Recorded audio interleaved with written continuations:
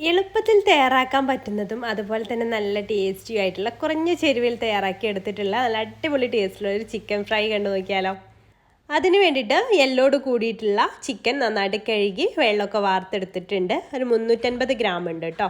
അതിലേക്ക് 1 table spoon ഇഞ്ചി വെളുത്തുള്ളി ചതച്ചതും 1 ടീസ്പൂണ് കുരുമുളക് ഇതുപോലെ ക്രഷ് ചെയ്തത്, അല്ലെങ്കിൽ കുരുമുളക് പൊടിയായാലും കുഴപ്പമൊന്നുമില്ല, അത് 1 ടീസ്പൂൺ ചേർത്ത് കൊടുക്കുക.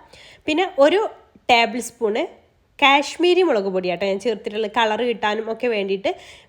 എരിവിന് വേണ്ടിയിട്ട് നമ്മൾ കുരുമുളക് പൊടി ചേർത്തിട്ടുണ്ടല്ലോ, അപ്പം എരിവുള്ള മുളക് പൊടി ചേർക്കണം നിർബന്ധമൊന്നുമില്ല.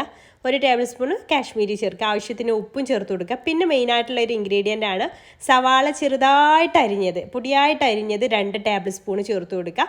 1 ടീസ്പൂണ് സോയാ സോസ് കൂടെ ചേർത്തിട്ട് നന്നായിട്ട് തന്നെ ഒന്ന് മിക്സ് ചെയ്തെടുക്കുക. ഇതുപോലെ നന്നായിട്ട് മിക്സ് ചെയ്തിട്ട് നമുക്ക് മിനിമം ഒരു അരമണിക്കൂറെങ്കിലും മാറ്റി വെക്കണം കേട്ടോ. അരമണിക്കൂറിൽ കൂടുതൽ നിൽക്കുകയാണെങ്കിൽ അത്രയും നല്ലതാണ്, നന്നായിട്ട് സോഫ്റ്റായി കിട്ടാനും മസാലയൊക്കെ പിടിക്കാനൊക്കെ വേണ്ടിയിട്ട്. അപ്പോൾ നന്നായിട്ട് മിക്സ് ചെയ്തെടുത്തിട്ടുണ്ട്.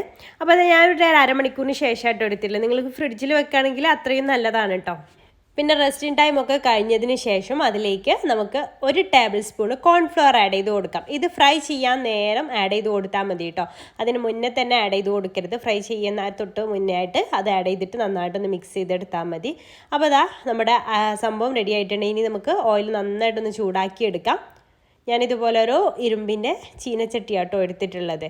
അപ്പോൾ അത് നന്നായിട്ടൊന്ന് ചൂടാക്കി എടുക്കുക. നന്നായിട്ട് ചൂടായ ഓയിലിലേക്ക് നമുക്ക് ഓരോ പീസായിട്ട് ചിക്കൻ ഇട്ട് കൊടുക്കാം. ഇട്ട് കൊടുക്കുന്ന സമയത്ത് ഓയിൽ നല്ല ചൂട് വേണം. പിന്നെ നമുക്കൊരു മീഡിയം ഫ്ലെയിമിലിട്ടിട്ട് വേണം ഫ്രൈ ചെയ്തെടുക്കാൻ വേണ്ടിയിട്ട്.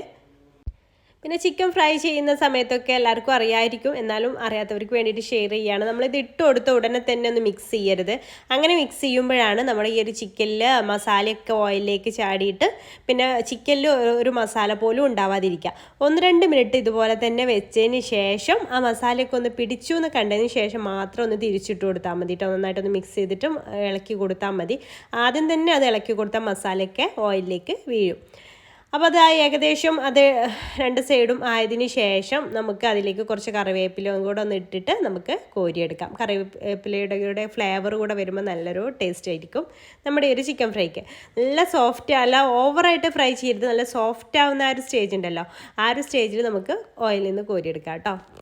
ഇതുപോലെ നമുക്ക് അടുത്ത ബാച്ചും ഇതേപോലെ തന്നെ ഫ്രൈ ചെയ്തിട്ട് എടുക്കാം.